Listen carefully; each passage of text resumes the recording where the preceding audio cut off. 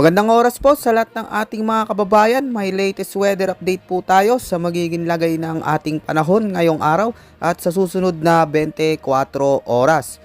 Ano nga ba ang inaasahan nating magiging panahon ngayong araw mga kababayan, at may namomonitor na nga ba tayong pamumuo ng sama ng panahon na paparating o bagyo na posibleng pumasok sa loob ng ating Philippine Area of Responsibility sa mga susunod na araw? Yan po yung ating aalamin, lahat yan ng sabay-sabay mga kababayan, no? Dito po sa ulat panahon ko ngayong araw na ito. Sa kasalukuyan mga kababayan, no, makikita po natin sa ating weather forecast na patuloy pa rin nakakaranas ng maulang panahon ngayon sa malaking bahagi ng ating bansa, lalo na dito sa silangang bahagi ng Northern at Central Luzon, dulot pa rin ng umiiral na shear line. At dahil nga sa mga pagulan na dala nito mga kababayan, ay apektado ngayon ang buong bahagi ng Cordillera Administrative Region, Aurora, Quezon, Marinduque, Oriental Mindoro, dito din mga kababayan, no, sa Romblon at kasama rin ang Bicol Region at nalalabing bahagi ng Cagayan Valley. Dahil dito mga kababayan, ang mga lugar na ito ay makakaranas ng maulap na kaulapan hanggang sa madilim na kalangitan na may mga pag-ulan, pagkulog at pagkidlat, lalo na pagsapit ng hapon at gabi. Hindi naman inaalis ang posibilidad na mga biglaang pagbaha at pagguho ng lupa, lalo na kung magiging malalakas ang mga pag-ulan na dala nito. Kaya pinag-iingat po natin, no, at maging alerto po tayo, lalo na yung mga kababayan natin na nakatira dyan sa mga nabanggit nating mga lugar. Dito naman mga kababayan sa buong bahagi ng Eastern Visayas, Mindanao, Negros Island at dito rin mga kababayan, no, sa Central Visayas, ang mga lugar na ito ay magiging maulap ang kalangitan na may mga kalat-kalat na pag-ulan, pagkulog at pagkidlat, lalo na pagsapit ng hapon o gabi.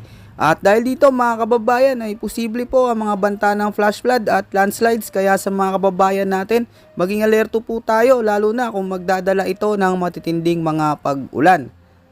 Samantalang itong localized thunderstorms naman mga kababayan ang malaking nakakaapekto dito sa Metro Manila at natitirang bahagi ng ating bansa. Kaya ang mga lugar na ito ay makakaranas ng kumpul-kumpul na kaulapan na may mga isolated rain showers at thunderstorms. At northeast monsoon naman mga kababayan ang magdadala ng kumpul-kumpul na kaulapan na may mga katamtaman, mga pag-ulan. Dito po yan sa bahagi ng Ilocos Region at Batanes. Kaya asahan po natin ang maulang panahon mga kababayan, no? Samantala mga kababayan, marami po sa atin ang nagtatanong kung may sama ba ng panahon o bagyo sa loob o labas ng ating Philippine Area of Responsibility, bunsod nga ng nararanasan nating sunod-sunod na maulang panahon. Sa kasalukuyan mga kababayan ay wala pa po tayong namamataan ngayon na pamumuo ng sama ng panahon o bagyo sa loob at labas ng ating Philippine Area of Responsibility na posibleng pumasok sa mga susunod na 2 hanggang 3 araw. Kaya sa mga kababayan natin, no, magandang balita po ito dahil wala po tayong dapat pangambahan.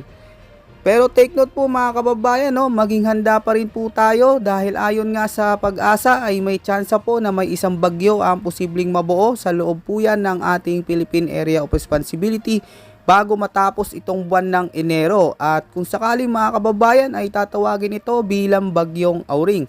Kaya maigi po, yan po yung paganda natin mga kababayan ko. Pero sa ngayon kabayan, ulitin lang po natin, no, malinis po ang ating area of responsibility at wala po si bagyong Auring. Bukas naman mga kababayan, asahan pa rin ang maulang panahon na may mga malalakas na mga pag-ulan sa ilang bahagi ng ating bansa. At muli po, no, maging handa po tayo palagi mga kababayan ko at patuloy po na mag-antabay sa mga susunod pa nating update. Yan po muna ang pinaka-latest weather update natin at ulat panahon ngayong araw mga kababayan ko. Ito po ang inyong weather forecast ng bansa. Maraming salamat po at ingat po sa ating lahat.